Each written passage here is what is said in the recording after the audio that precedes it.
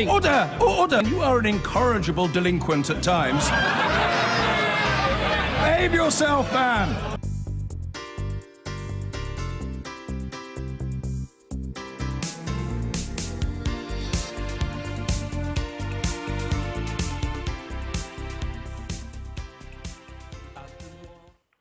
Facebook boss Mark Zuckerberg has apologised for a data scandal which saw details from 87 million users shared with Cambridge Analytica. The company is sending a message to each of those affected, including 1 million people in the UK. All 2.2 billion Facebook users will receive a notification allowing them to switch off third-party access. Our US correspondent Greg Marlin is in Los Angeles for us. Greg, we're still awaiting that notification here, but everybody standing by to find out what this message will detail. Yeah, you'll find out if you're a Facebook user, if you look at that site today, whether you are merely being told that you can control your access to apps better, or if you're one of the 87 million, and as you say, a million of those in the UK, whose data might have been handed over to Cambridge Analytica. It's an estimate by Facebook. They say that is the maximum number of people, friends of those who took part in that quiz, whose data might have been passed on and may have been misused. That's the phrase that Facebook use in that posting. So you have a look and see which one of those two camps you fall into, but it's all part of another bad week for Facebook. Mark Zuckerberg is in Washington. He's on Capitol Hill today preparing for 2 days of giving testimony to congressional committees. And they will be, we can be sure, a pretty rough ride for the man who runs Facebook. They've released already his opening remarks. And in those remarks, he makes another apology. It was my mistake. I'm sorry. I started Facebook. I run it. I'm responsible for what happens here. He says, and goes on to say this: I've directed that our teams invest so much in security on top of other investments, it will significantly impact our profitability. But the priority is clear. Protecting our community is more important than maximising our profits. That's what he will say to those committees when he gives evidence. As I say, there are a lot of questions that Facebook will face in Washington as they're facing around the world about when they knew what they knew and whether they should have done more. And that's what privacy campaigners have said to us, that the real concern is why Facebook wasn't doing all of this a long time ago. Indeed. Greg, thank you. In the past hour, Facebook has begun notifying users whether they're among the 87 million people whose data was shared with the controversial consultancy firm Cambridge Analytica. It's thought 1 million users in the UK could be affected. Here's our media editor, Amol Rajan. In less than a decade and a half, one company has done more than any other to connect the world, and not always in a good way. Each time we scroll, share or like something on Facebook, we leave a digital footprint. And our personal data can be scraped by developers of apps or applications, some of whom pass that information on to companies such as Cambridge Analytica. The British data firm's alleged use of such data has plunged Facebook into the biggest crisis in its history. Some 87 million users' data ended up in the firm's hands, 1 million of them British. This mathematician and entrepreneur gave evidence to MPs at the same time as a whistleblower who worked for Cambridge Analytica. The Cambridge Analytica story shows that their policies and practices are not sufficient to handle our personal data properly. So I wouldn't trust Facebook, or Mark Zuckerberg for that matter, with our personal data. The personal data is an extension of ourselves. Do we really want to sell it? Just like we would sell an organ, maybe. So we have to be very careful there. Today, Facebook pushed out 3 notifications to users. One was sent to all users, showing them how to remove apps they would rather didn't have access to their data. Another was sent to those who had downloaded This Is Your Digital Life. It was this app which an academic used to harvest information that was sent on to Cambridge Analytica. And a third notification was sent to the friends of those who had downloaded this app. Facebook used these messages to restate its effort to confront abuse. Not so long ago, most of us kept our most personal information in something like this, in hard copy.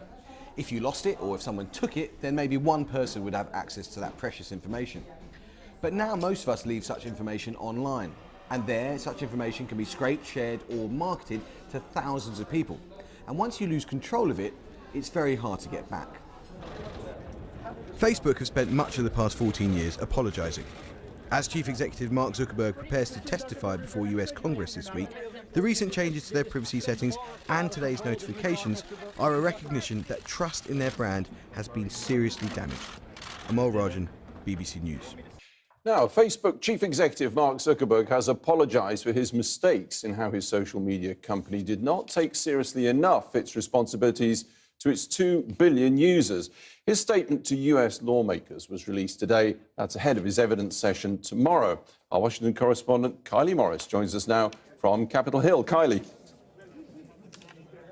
Hi, Alex. We're actually in the Hart building on Capitol Hill, and we've been playing a bit of a game of cat and mouse this morning with Mark Zuckerberg. He's been holding meetings with various senior members of the Democratic and Republican parties, trying to get ahead of these committee hearings tomorrow and Wednesday that will follow. We're actually just sitting outside Dianne Feinstein's office right now. He's expected at any moment. We don't know exactly when. So that's what we've been busy with this morning. As you mentioned, there has been some testimony now released, pre-released, if you like, ahead of these meetings tomorrow. Mark Zuckerberg expressing contrition, saying that perhaps they kept the platform too open and that the tools that they had supplied people with were being used by bad actors, and promising to tighten everything up to make sure a Cambridge Analytica type scenario cannot actually happen again. Having said that, he has a lot of work to do here. We're really in a state of crisis management. I think for him there are a lot of hard questions here. There is a lot of talk of regulation amongst people who generally don't talk about those kinds of things here, certainly on the Republican side, but they want to be seen to act on this, and there will be a lot of pressure on him tomorrow when he walks in the room. As for today's developments, Anya Pop has this report. Status updates, holiday pics, personality quizzes. Facebook capitalises on openness, encouraging us to share every element of our lives. Today, users will find out the darker side of that. People logging on to the network will shortly be greeted with this, a notice showing the apps you use and the data they have on you, and crucially, whether you're one of the 87 million users who may have had their information used by Cambridge Analytica. The social media giant has spent the last few weeks in damage control after this programme revealed tens of millions of profiles had been used by Cambridge Analytica. This was a major breach of trust, and I'm really sorry that this happened. Tomorrow, Facebook's head, Mark Zuckerberg, is under the spotlight again on the most pressured stop of his mea culpa tour. He'll face questions from a congressional committee in what's being billed as the biggest showdown since bank bosses appeared in 2010 after the financial crash. What tomorrow comes down to is trust and whether Mark Zuckerberg can reinstate some of that. He's just released a speech he'll make to Congress, and in it he says he's sorry. He acknowledges that Facebook has been used for harm as well as for good, and he says he takes full responsibility for what happened on the platform. He also refers to failings related to Cambridge Analytica, fake news, hate speech, and Russia's use of the platform during the 2016 presidential election. On that, Facebook reiterated their estimates that 126 million people may have been fed content from a Facebook page linked to the Russian-based Internet Research Agency, which Mr. Zuckerberg said ran a political disinformation campaign in America. He also spoke of Facebook's other platforms, namely Instagram, where an additional 20 million people were likely to have seen the campaign. They need to be able not only to respect law and so be compliant, but also to respect the values and the rights of the users, even when laws don't provide regulation in the area. They need to have an ethical conduct, a good practice that will maintain and foster user trust. Mark Zuckerberg will hope today's privacy update will reassure users they're taking the protection of their data seriously, and that tomorrow's appearance will cover all the bases concerning the crisis at Facebook. But some of his statement already raises even more queries. For example, the admission that up to 2 billion Facebook users may have had their data scraped. So the question remains, did they? And by whom? Well, I'm joined now by Matthew McGregor, a digital strategist who's worked on several political campaigns, including President Obama's re-election campaign in 2012. Mark Zuckerberg's written evidence to the Senate sets out an apology, a whole load of actions that Facebook has taken. Do you think they're doing enough now to regain public trust? Well, they're certainly contrite, and they've got a lot of reason to be. Polling shows that people's trust in Facebook is really dropped.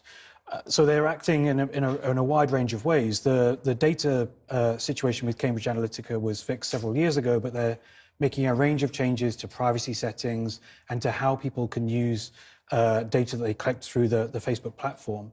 One of the things that I think needs to happen outside of Facebook's purview is the transparency, and that's down to governments. So more regulation is inevitable, you think? I think some more regulation is inevitable, but I think also regulators being empowered to act. They're vastly outmatched at the moment. Regulators are not able to act quickly enough or firmly enough against political parties or social media platforms that are acting outside the rules. I mean, they're giants, these social media companies. And if you look at the evidence that he's submitted to the Senate, I mean, he talks about 126 million people having been served content from a Facebook page linked to a Russian troll factory, the Internet Research Agency.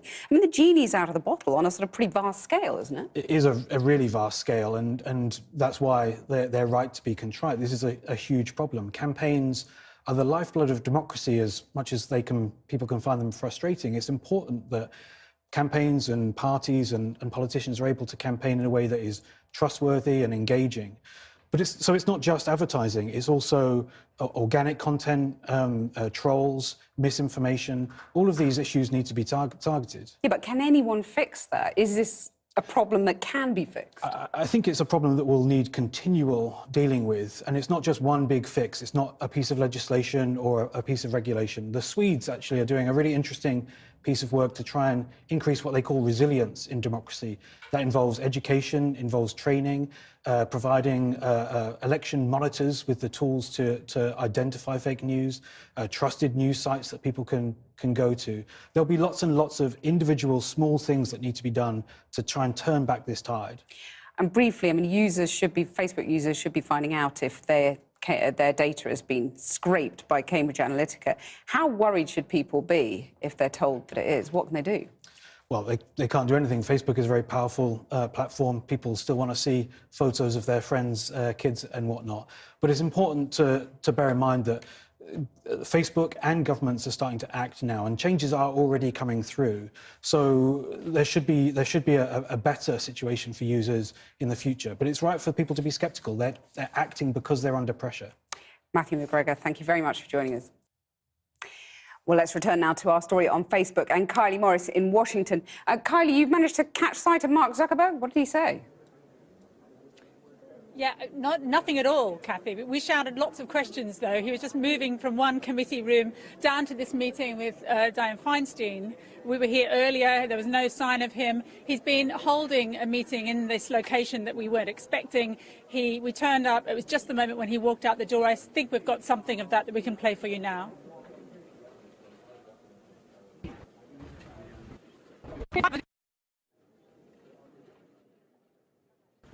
Mr. Zuckerberg, what do you have to say to Facebook users who are finding out today that their data has been harvested? Mr. Zuckerberg. Do you have anything to share with all of your users out there who want to know what's going on? Mr. Zuckerberg, why won't you appear before the British Select Committee, sir? Why won't you appear before the British Select Committee?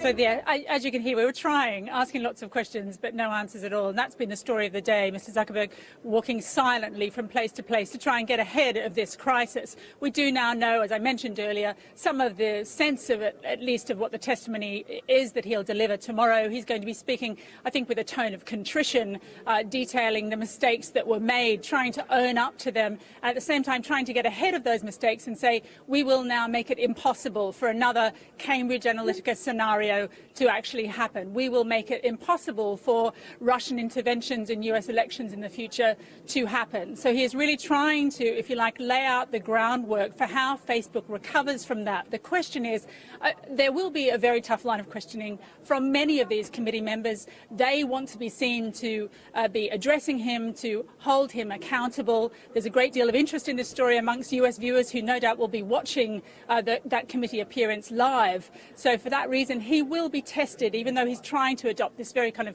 conciliatory tone, this sense that he is ready to work with Congress. He's even ready to work with regulators. But at the same time, that doesn't mean the pressure is off. And I mean, he wasn't talking to you, full marks for trying, but will he adopt a sort of geeky tone in front of the Senate committee, as is being briefed by some of his allies? I think geek is the enemy for him tomorrow, Kathy. He really has to be shown to be someone who fully understands the impact of the kinds of tools that they made available on the Facebook site that made it possible for users' information to be scraped, for that data to be harvested without users knowing. So he has to present, I think, a very human face of this vast company in order to try and regain trust from users, in order that the model survives and that Facebook continues to thrive. But is it too late? I mean, they set out quite a range of responses in that Senate evidence, but is this all too late to regain public trust and actually avoid some pretty hefty regulation coming their way? I think some level of regulation, I heard your guest earlier, some regulation is now inevitable. Certainly speaking to people here, they want to be seen to have some purchase, have some leverage with these kinds of companies in the future, and the kind of privacy, you know, some kind of guarantee that they can give to users in terms of privacy. Whether it's too late, I mean, Facebook is surviving. There was that Delete Facebook campaign, which some people participated in, and that was a concern, but it hasn't taken off in the kind of critical levels, critical numbers that would be of real concern to him. But I think there is a general sense of distrust, and that is something that is difficult to quantify. But if that grows, you can imagine how in the future that will affect perhaps how widely or how confidently people use Facebook, not necessarily that they quit their accounts altogether, but perhaps they don't share it, they don't use it to the extent that they do now. Well, Kylie, thanks very much for hanging around those corridors for quite some time. I'm sure you'll be hanging around a little bit longer to try and catch Mark Zuckerberg on his way out, perhaps. Thanks very much.